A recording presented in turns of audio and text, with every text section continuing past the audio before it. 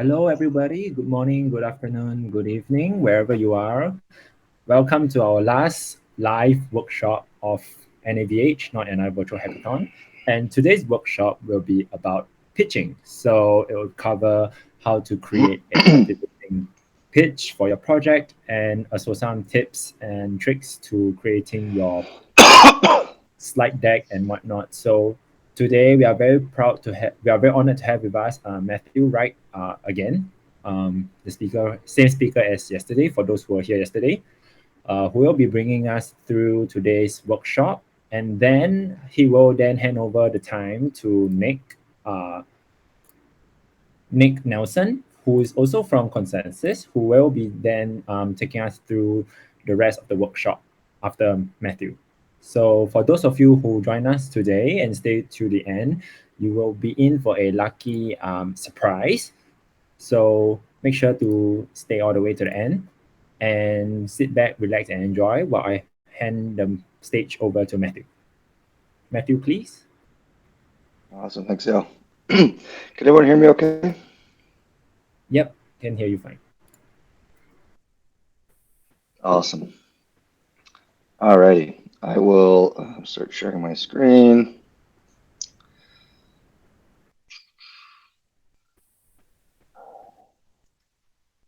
Into the abyss. Okay. All right, what's up, everybody?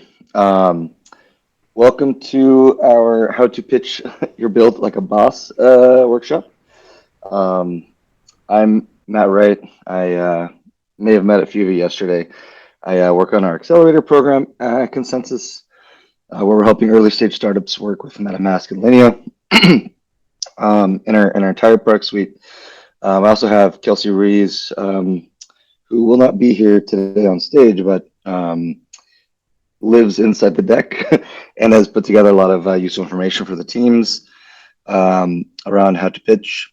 And then we have Sir Nick Nelson, who will be joining us later, who is our creative director over at Consensus and can kind of help give some tips for packaging your build, your pitch, and why that matters.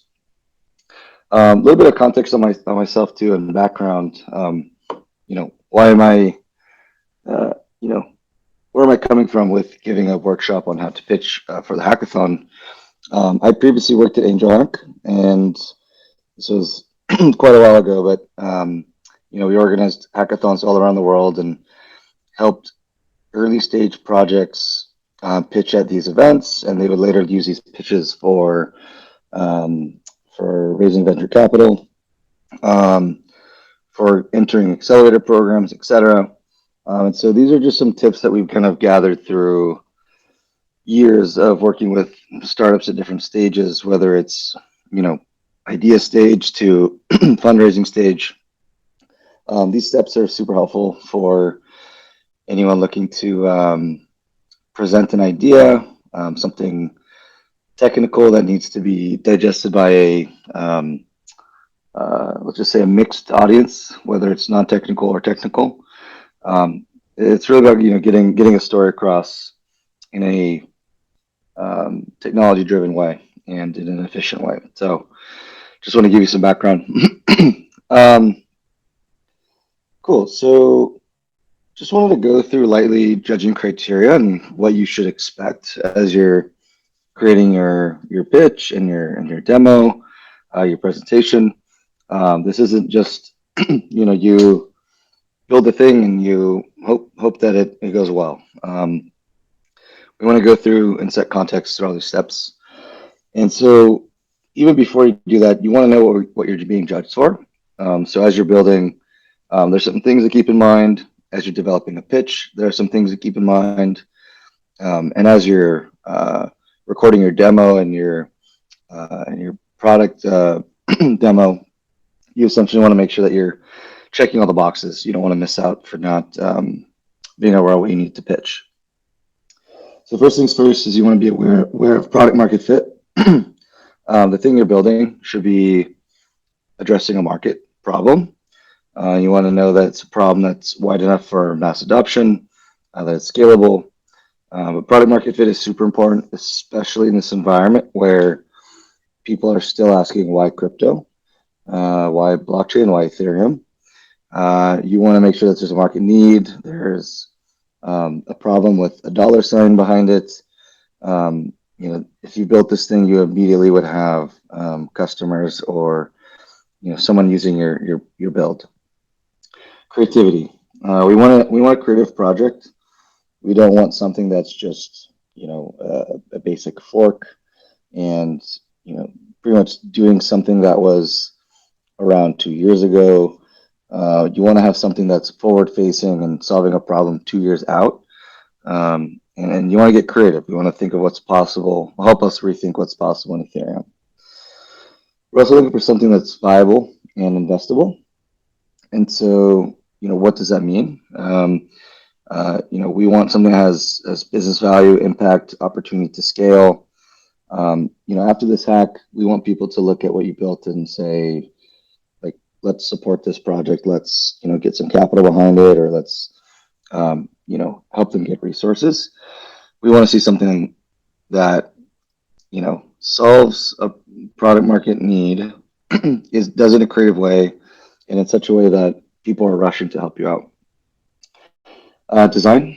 Nick will go into design a little bit later, but super important we have UX UI. We don't want, your 2018 DeFi apps where, they're looking more like HTML 90s websites. That's cool, but as long as as long as the UX is straightforward, people understand what they're clicking into. There's no misguided semantics of certain experiences in your build. And execution. We're looking for strong teams. An idea is a dime a dozen, but if the team works well together and can pivot, that's something that, for example, our accelerator looks for. This is what VCs look for. This is what any corporate partner will look for. You want to keep in mind that you have a strong team, great technical background, and you work together and can adopt the change really easily. And then, of course, product integration. We want to see teams that are building with MetaMask, SDK, Snaps, Linea, Infura. If you do something that's integrating the suite and you do it in all these other ways where it's executed well, it's nicely designed, it's viable, investable, it's a creative approach, and it's solving a market need. This is pretty much a very wholesome project in our opinion, and would, in our eyes, check all of our boxes. So just keep this in mind when you're, building and also when you're developing your pitch.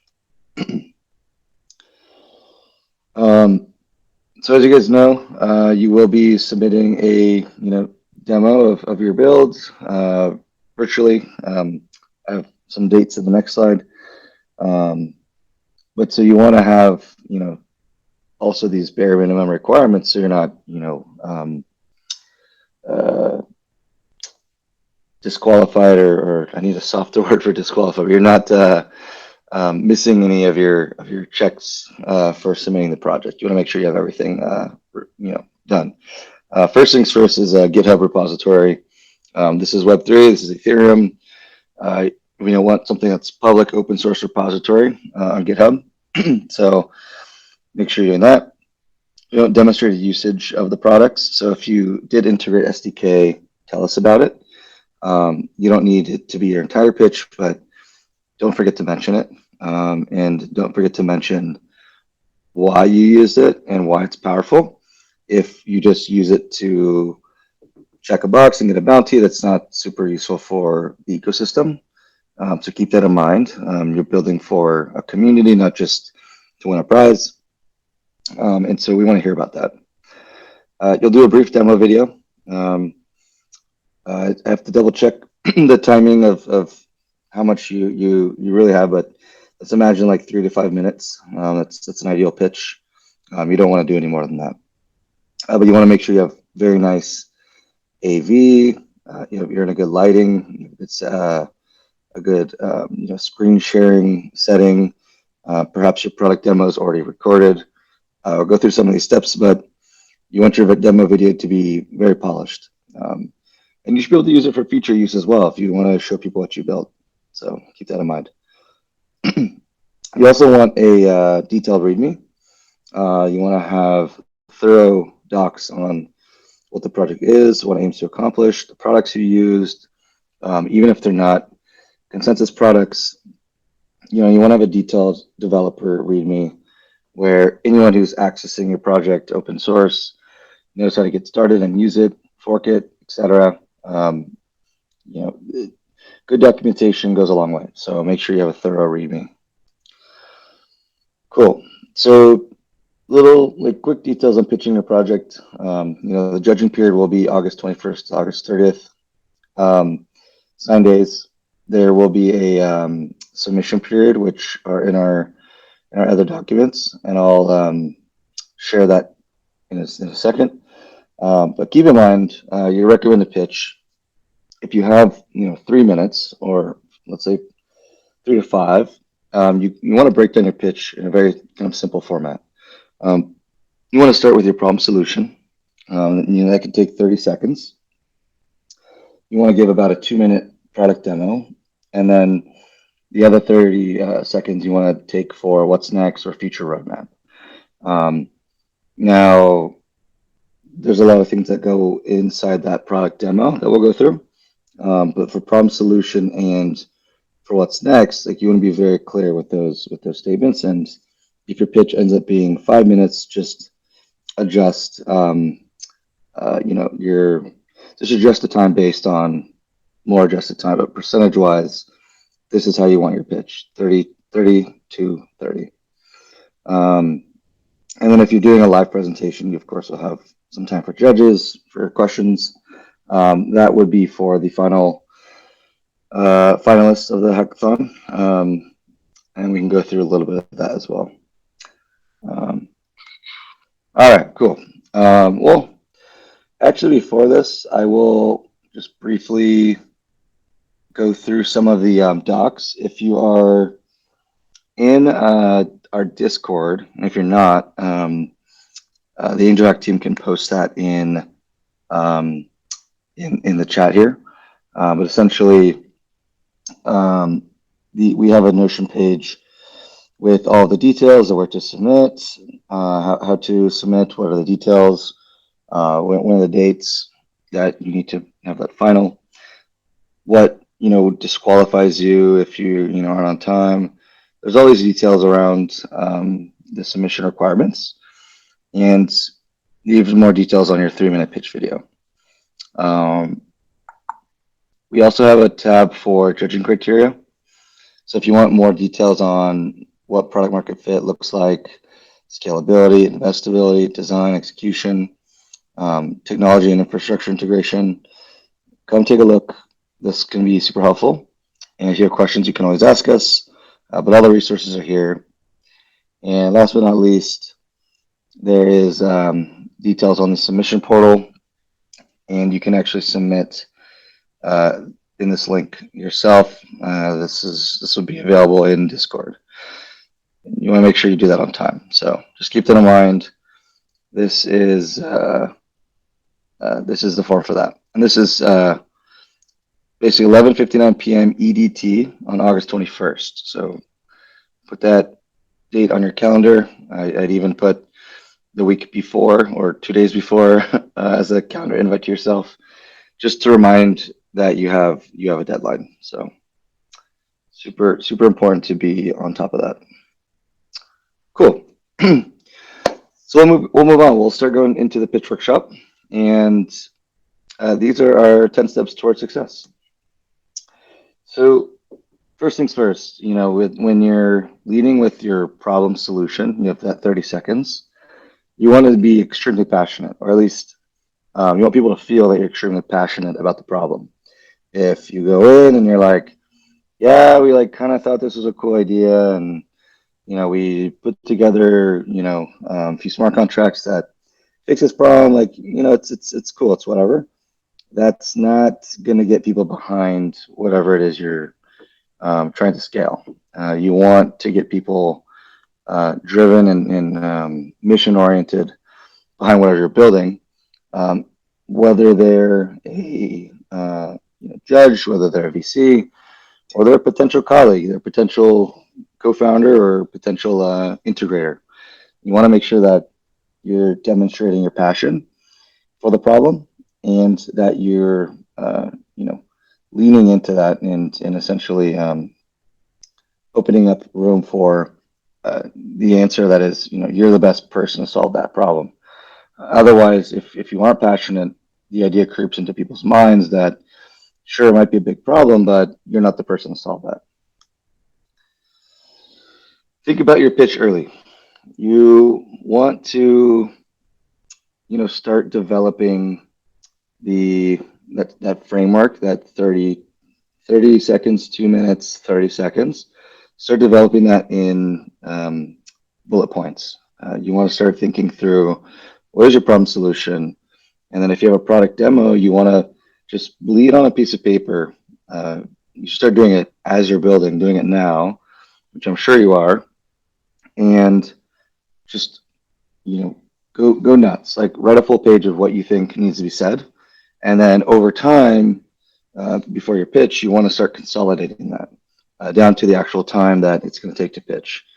You don't want to just be head down building and then start thinking about your pitch the day before submissions are due.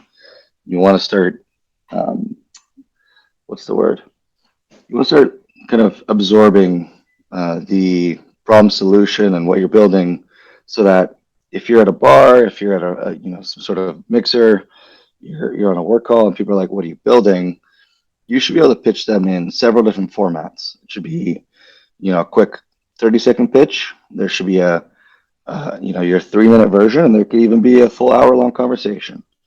But it's super important that you start bleeding out that information for yourself and for your team, so that you guys can all start sharing context. It's super important, especially if you have team members who are presenting the exact same project you're building, but in a different way to important people. It starts looking like your team has different agendas. So it's super important that early on you are setting context. You're, just writing down all the problem solution, product demo, and next steps or future roadmap. Just making sure you're constantly aligning to that. And I'll go into detail later about how to consolidate. Cool. Knowing who is pitching from your team. This is really important, but I think some people discredit how important it is. Usually you want the person who has great public speaking ability to present. However, there's times where the person with great public speaking ability may not have the most, technical knowledge of what's being built, and you need to figure out how you can meet in the middle and find the person that can captivate an audience, demonstrate passion, and demonstrate the technical scope in a clear, straightforward way. I've seen various times where they decide last minute and they're like, you know what, let's put our CTO essentially in front of the pitch, and the person's just that's just not their strength. They understand the technical scope, but capturing an audience isn't their forte, and they kind of just got stuck with presenting. No one helped them. It was super last minute, and that's when you start seeing rambling. You see folks start showing like too much into the code and not actually what they're solving. And then you see times on the opposite side of the spectrum where it's almost too polished, but they didn't spend time on the technical scope, and it's essentially it seems like a fluffy presentation, or stuff is kind of left out of the conversation. So start thinking about it early. Who's pitching from your team? That person needs to start really focusing on all those things. So it's just a perfect combination of problem, solution, product, and next steps. Knowing your audience. This is just marketing 101, but it's also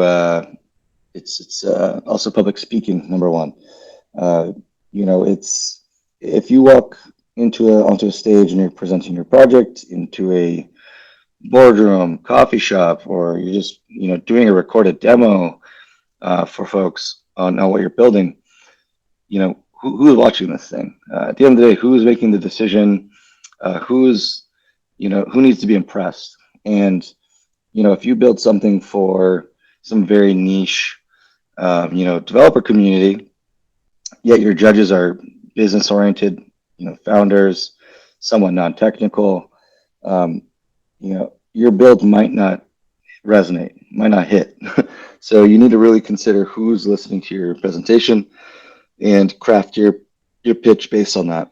I've seen a few times where the teams demoing at a hackathon get to know who the judges are really well, and they'll even include the judges in their demo. So like, if you're building a DeFi app and you show like Joe Lubin as the user or end user, it's like a funny way to kind of show that you understand who's listening to this project. And doing creative things like that, or you know, you know, creative ways to excite people and talk through what you're building while using maybe jokes or references that it would understand is just super important. If you say something there that the audience just doesn't really get or cue into, it can be it hurts your morale for starters, but it also just doesn't get the full pitch across. So keep that in mind. Who are you pitching to? Coordination with your team. This is also a very underrated thing to coordinate. Coordination is numero uno, folks. If you can work really well with your team to, someone presenting and someone moving the slides, or if you have someone technical in the team who's not presenting and they want to do a live demo from their command line, or say you have a web app you want it to demonstrate, the person pitching should not be debugging or playing with UX while while presenting. They're going to be distracted. They're not going to be able to focus on what they need to say, and there's going to be a lot of pause and a lot of kind of blank space. So make sure you're well coordinated. This is more resonating for in-person presenting, but if you're doing your demo, it's still really important for your team to work together and coordinate, coordinate and delegate who's going to be doing the, screen recording of a demo walkthrough. Maybe, a new voice is presenting the demo walkthrough. Like, hey, I'm the technical lead. This is, how this product works. And then you have more of a business lead who's, presenting the overall opportunity and problem solution. So just make sure your team knows who's doing what and that you delegate proper amount of work. This one is a step that I will probably say till my grave. Skip unnecessary steps. I can't tell you how many times people will do demos and they have to demonstrate the login feature. We all know how to log in. It's like not super necessary. Submitting an email and showing that you have auth to log into something, whether it's like with a wallet, etc. Super important, but if it takes too long and you have to go and find your password and your password's like 16 digits just for a demo, consider that. It's just a waste of time. You have 3 minutes. Like, don't add in things that are just redundant or unnecessary. They're not technically gonna, advance your project for any reason. So keep that in mind. Don't memorize these guideposts. This is referencing what we were talking about earlier. So about bleeding on the page and having all of your pitch, just drafted into a giant piece of paper. This is when you start consolidating that. What you want to do, and what I do for public speaking is, you'll start with that one page. Say it's 4 paragraphs, and that's your strategy. That's your pitch. You want to start reducing that, 50% time over time, and at some point what's going to happen is you're going to get down to um, you know, bullet points. We call those guideposts. This is very commonly used in public speaking where, you don't have something like a teleprompter, but instead you have, um, on your phone, maybe 5 bullet points that guide you through a, 3-minute pitch. Maybe it guides you through a 30-minute pitch. Um, usually that's how it will work. You'll have a bullet point that could be one word, it could be a sentence, but it triggers in your mind an entire thought. And so it naturally unbundles a paragraph in your mind. And it gets you to think very concise and gets you to think more around what are the points I need to hit. And then I'll add a little bit of substance behind it. But it guides you to not get lost in memorizing an entire page of information. Your brain is impressive. If you have these bullet points and you've already, memorized or read through your problem solution and product and next steps for the past month or a few weeks, putting a bullet point that says, um, you know, we're solving we're solving DeFi's biggest problem, that should lead you into what you want to say. And naturally, your brain will fill in the gaps and use what you've been absorbing for the past month, past weeks. Super important though. Like I could not recommend this more. If you need more guidance on the side on how to do these, I'm happy to share examples. I do this. I've done this for 10 years for my career, like in public speaking. So use guideposts. Do not read off a script. Anticipate questions. This is more for IRL pitching, but also super important to consider when giving your demo. Um, since you may not have time for judge Q&A during the demo, what you could do is maybe at the end do a mock FAQ, mock questions from the judges and answer questions you think they might ask. It shows that you're looking ahead and you've heard the problem come up and it's on your roadmap, but obviously you're building a hackathon project. You don't have all the time or resources in the world to tackle those problems immediately, but it shows that you're looking forward. It shows that you know what your audience is looking for. Doing two things at once. This demonstrates a lot of strength with hackathon projects, especially for IRL hackathons. So if you get to the finale, demoing, it kind of plays in with the coordinating with your team, but you want to be able to demo the project and the build and how it works while you're presenting. So you'll talk about problem solution, and then when you go into product, you want to unfold that. Here's how we decided to solve this solution or this problem. Here's how it works. You deploy this function, and it's gonna execute this and this. And while you're doing that, the main presenter is talking through what's happening in the product in the app. However, the technical person on your team is steering the slides or the presentation, the live demo. So super important that you coordinate that, and it is super powerful if you can in sync have this very slick pitch and have the demo going on in the background, and it just it pairs up very nicely with your talk. If you have to stop and like do a demo and then you go back to your pitch, it just it's not smooth, and it just it can kind of lose the audience's attention. It's just super important you have a very smooth 3 minutes where you're demonstrating all of this. Yes. Luckily for you all, you're submitting your product demo as a recording. But if you are doing a live demo, I'd highly consider recording your demo prior. Nobody likes when you're presenting and you have a hackathon,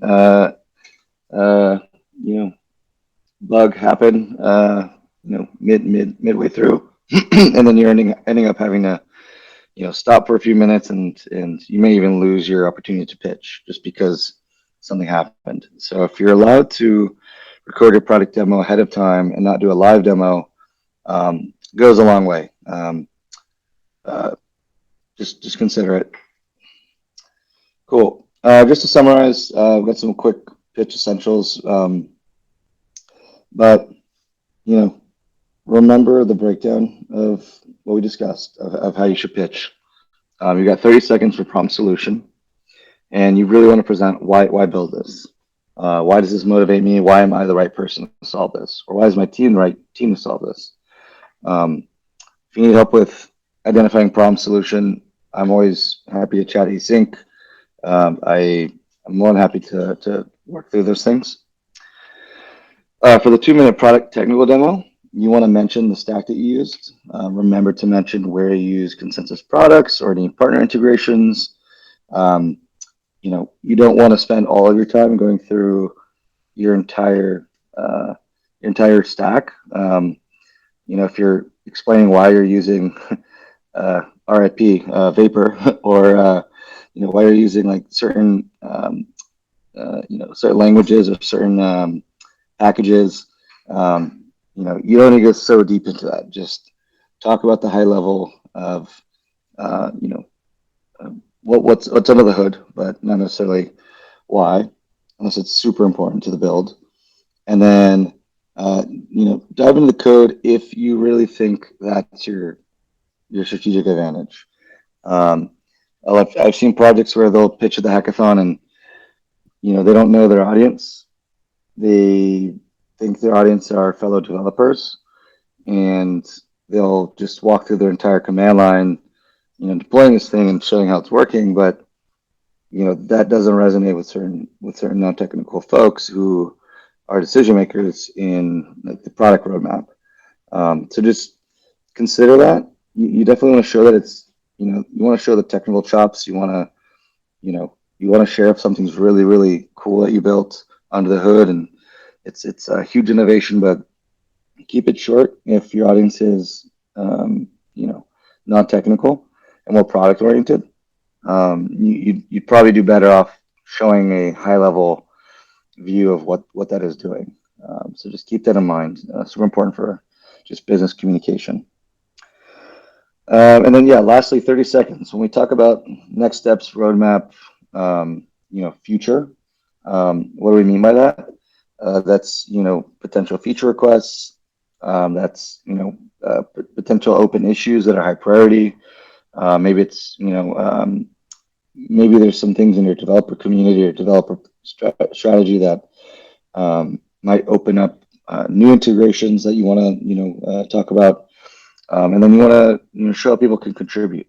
Since this is open source, it is important that you have very clear README documentation, and then also you're guiding people to propose ideas, open issues on your GitHub. And yeah, you want to also present. So when I say like next steps and roadmap, it's more about the technical roadmap. The business roadmap you can lightly mention, but it's more importantly technical roadmap that's relevant to the hackathon. What does the next 2 years look like with your product in the market? So think through that and get people excited about why you're building what you're building. Cool. Last few things from my side before I introduce Nick Nelson. But just remember, practice, practice, practice. Start early. Start immersing yourself in what you're presenting, what you're pitching. What is that problem solution that you're trying to solve, and get super passionate about it. Go have market research that just drives you and motivates you, and just continuously talk to your work colleagues, your family, your friends, anyone in the ecosystem. See if you can grab their time and just talk about what you're building, and you're going to start feeling a lot more natural when you go to actually pitch and do your demo. You're not going to be reading from a script. You're not going to be speaking, out of tone or away from the heart or away from any passion. Like you're going to be extremely focused and driven. And so just, immerse yourself in that and just, there's no other solution than just to keep practicing pitch over and over and over again. That's what gets you to where you want to be. Be ready to pitch. Just summarizing this entire presentation, but talk to your team, and make sure you know who's pitching. Know when your due date is for the submissions, and also like know who's going to be doing what. So just start getting ready. Put on your Google Calendar. Put different calendar invites for your team a week before the submission deadline, 2 weeks before, and set up meetings with your team where you're preparing all these things. Don't wait till last minute. And this is more relevant to an IRL hackathon, but still relevant in virtual. Get rest. Nobody wants to hear a pitch from someone who's like not slept for 2 weeks. I'm sure you folks are working really hard and their heads down on your builds. So just make sure before you present, at least you're focused. You're not caught off guard. You're not on edge. You want to make sure you rest up and that you sound very clear. And yeah, that is pretty much my side of things. I'd like to now kindly introduce Nick Nelson. I don't know, Nick, are you here by chance?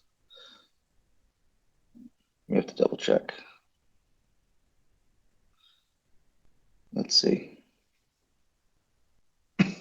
Oh, there he is. Nick, what's up, buddy? Here, I'll over here. I think they're going to do a little bit of a kind of announcement before I jump on, so I'll just wait for that. All right, thanks, Matt, for sharing the earlier portion of this workshop. Now, up next, we would like to invite Nick Nelson up on stage to give his sharing on the remaining part of this pitch workshop. So, Nick, if you could please come over to the podium and start sharing your screen.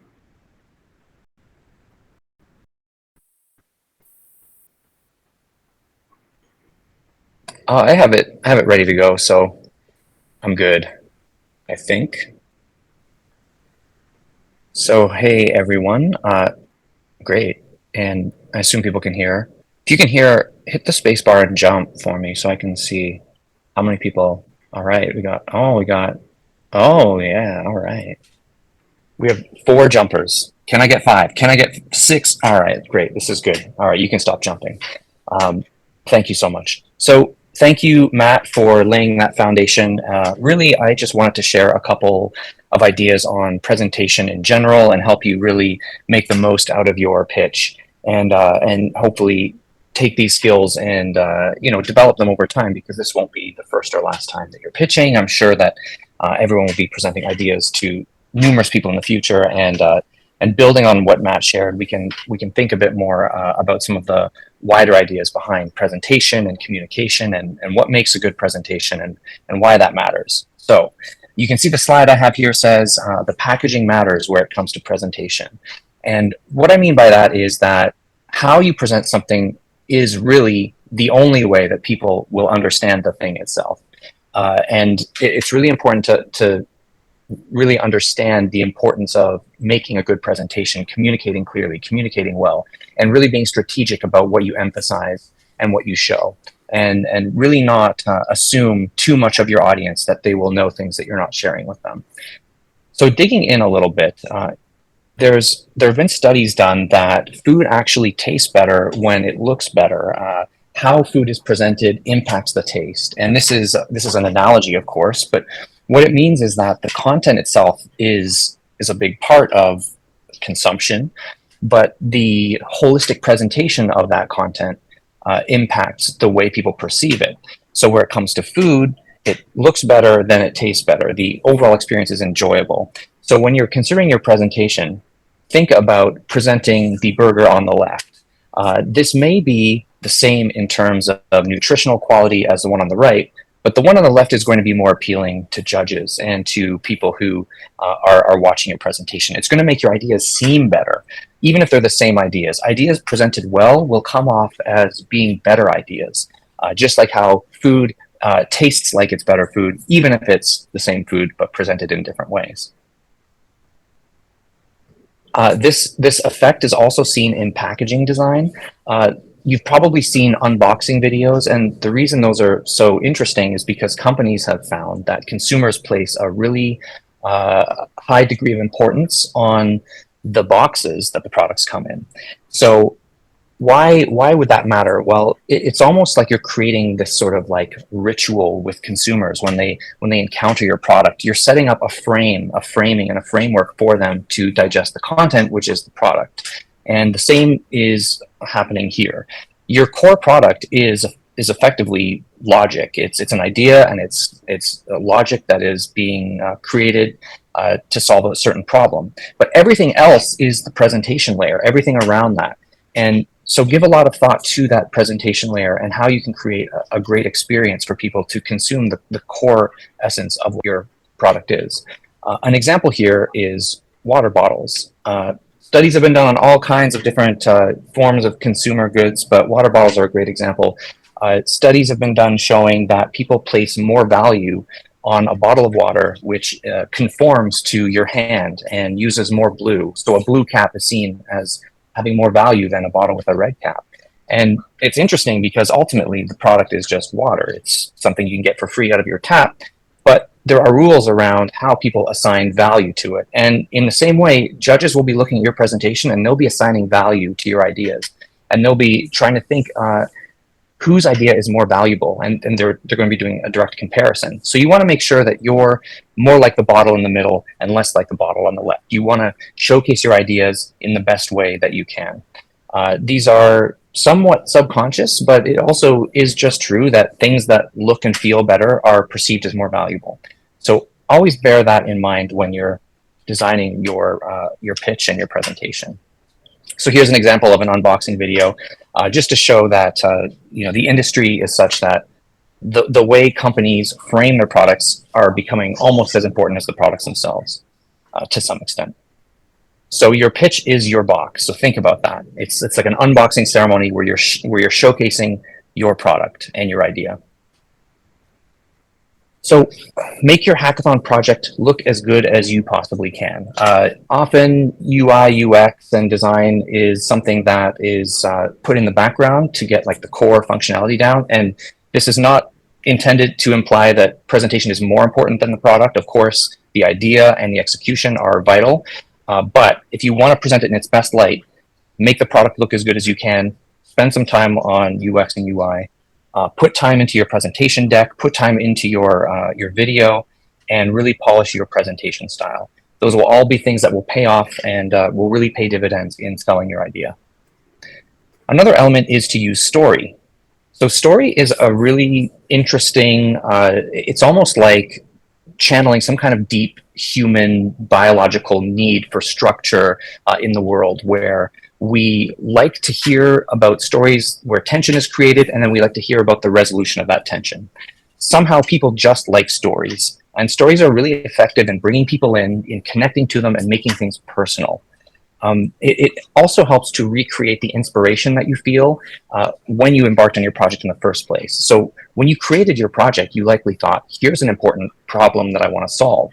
And the reason it's important to you, the reason for that why, is what you want to convey in an inspiring way by creating a story that tells, basically structures your product as the answer or solution to the problem that you're articulating. It'll help people feel the importance of your project, and it helps make your pitch really clear and memorable. When you have a clear story, you're really setting out to identify a problem. You're making that problem seem important. You're creating tension. You're raising the stakes on that tension, and then you're offering the resolution. Now, I'm bearing in mind that, as Matt said, you're only really identifying the problem solution in about 30 seconds. These are really attenuated presentations. But this kind of thinking can help you weave the story throughout your presentation, and can help you structure your ideas in such a way as to make it more personal and memorable. So set up the tension, raise the stakes, and offer the resolution. Here's an example from the Atlantic I just pulled. Happened to be an article about eczema. I wanted to pull one that was just right there and not have to go searching for it. But it really shows the way storytelling and making things personal appears all across media of all kinds. So what you have ostensibly here is an article about the treatment of eczema by doctors and new drugs that are available. So you could go through this and just tell the data points as they are, like sharing stats. But what you'll notice if you look at this sort of thing is that oftentimes these sorts of stories will start off with a very personal story. So you can see here, we don't launch into what the solution is or what the stats are around doctor prescriptions. We start talking about an individual, their son, and their struggle with a skin condition here. So what does this mean to me? This means that they're doing this because people get hooked by interesting, salient personal stories. And when you make a problem concrete, it makes people much better at understanding that problem and understanding the value of the solution. People care about people and they care much less about statistics. That's why when you hear a personal anecdote, it probably means more to you than when you hear about a statistical finding of some kind. So make things personal when you can and really articulate your problem that way. So changing gears a bit, design thinking and how can that apply? So design thinking is something that you may be applying throughout the creation of your project, iteration, as you develop your idea. But when it comes to the presentation, you want to show the results of that design thinking. You want to show the results of your project that show that it's desirable. So what is the audience to whom your product is desirable? You really want to articulate that because that desire is ultimately the audience that of people that will be served by this. So either it's solving a problem for them or it's something else of interest that makes them want to use your product. You also want to show that it's feasible. You may have a solution, but if it's not feasible, it can't be built. And you want to show that if you're only providing part of the solution, that the whole thing is going to be buildable in the end in some point in the future. And finally, you want to show viability. You want to show that there is a viable business that could be made from this. While you may solve a problem in a really interesting and elegant way, it tends to be the case that viable solutions, and by viable, we're talking more about economically viable, are much more interesting to many of the people you'll be presenting to. So think about crafting your idea in those ways, making it desirable, feasible, and viable, and sharing that idea, sharing those ideas and results with the judges. So moving along in providing some structures and frameworks for you to think about as you're putting together your pitches. And obviously a lot of these are a little bit deep and this is just a very cursory overview, but there's a lot of interesting research and output in all these fields that you can look into. But I'm providing just some very top line notes on these things. So understand communication theory. Communication theory is basically the ideas and structures behind what constitutes communication. Ultimately, a pitch is you communicating your ideas in a structured format so that people can receive that and then make a judgment on it. So you want to optimize all the different steps throughout a given communication. So what does communication look like? Well, it starts with a sender, that's you, or it could be your team, or it could be something else. Then there's a message, that's the thing you want to communicate. Then there's the medium, that's how you're communicating it. So in this case, the media would be, you'd be speaking, you'd be performing a pitch effectively, you'd be sharing slides, you'd be sharing a video demo, and that sort of thing. And then you have a receiver. This is the person who is receiving your message, and they're going to be digesting whatever you're saying. So it sounds obvious, but it's worth noting that you can optimize for each one of those stages. So the sender stage. Have you really put into practice what Matt has suggested as the best practices for presentation? Have you done the work? Are you seeming natural? Are you communicating clearly? All those steps in increasing the sophistication of your performance as a sender is important.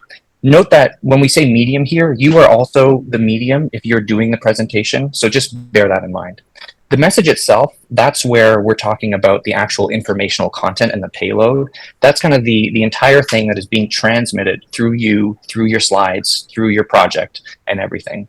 So you want to make sure that that's structured well. And that structure, again, we've talked about, that's setting the problem up. It's presenting the solution. It's presenting all of your ideas in a clear and concise way. So to Matt's point earlier, Anytime you're rambling, that's confusing the message. Anytime you're not clear, anytime you're clicking through login screens, you're adding noise to the message, and that's going to create a suboptimal overall communication. Medium we've talked about, but this is where you make sure your slides look good. Make sure they're communicating the information clearly so that the message is coming through properly. If you're shooting a video, make sure that the light is good and the sound is good. All that communicates to easy reception of your ideas to the receiver. And finally, you may think there's not much you can do about the receiver. To Matt's point, if you include, for example, one of the judges in your presentation deck, often that can indicate that you're thinking about the audience, but really understanding the audience and what sort of information they're looking to receive. So really understand the judging criteria in great detail. If anything, I would say, look at the judging criteria and obsess over it and really make sure that that is baked in very intentionally to everything that you're doing.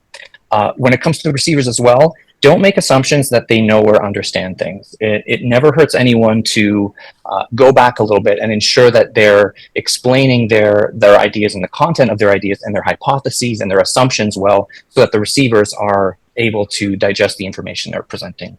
So always be checking the assumptions that you believe you have of your audience and ensuring that your message is tailored to them.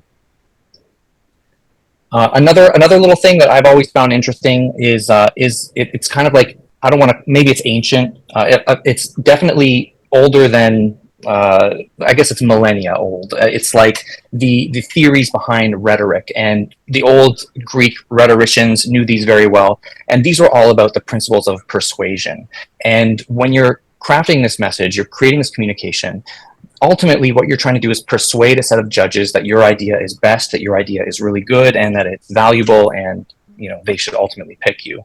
And it may feel like persuasion is there's a lot of elements to it, and there are, but you can use this framework to understand a little bit about how persuasion works. Ultimately, there's three primary pillars around persuasion, and those are logos, ethos, and pathos. And the way those work is, logos is an appeal to logic. So if you're communicating something and you're trying to persuade someone, you want to be logical, you want to be internally consistent, you want to make sure everything is well researched and straightforward and stands up to that sort of logical scrutiny.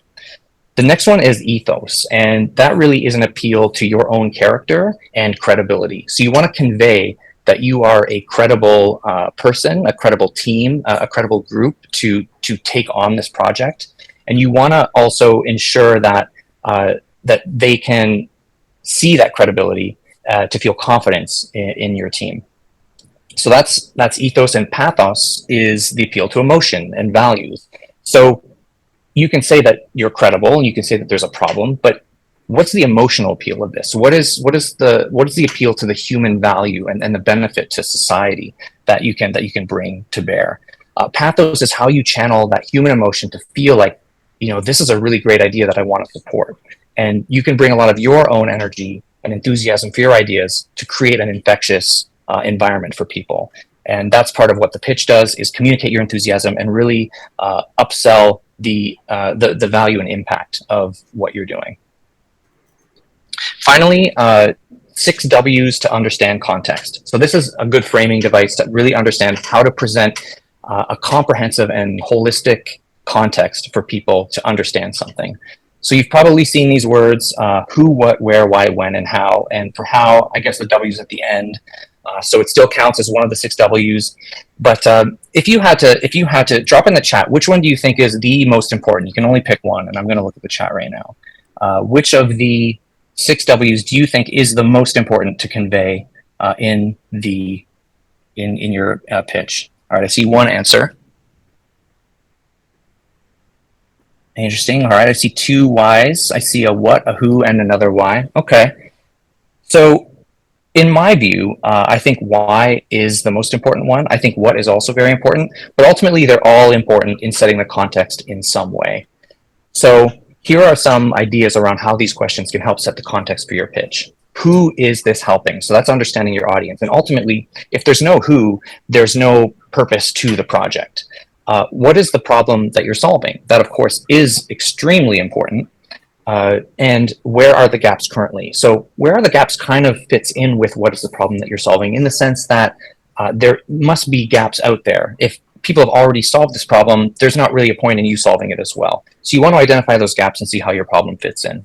Why does this matter? So I put this one in bold because in my view, that really is the most important part. It kind of brings everything together, where establishing the why and drilling down on the whys really helps to establish the importance of your idea.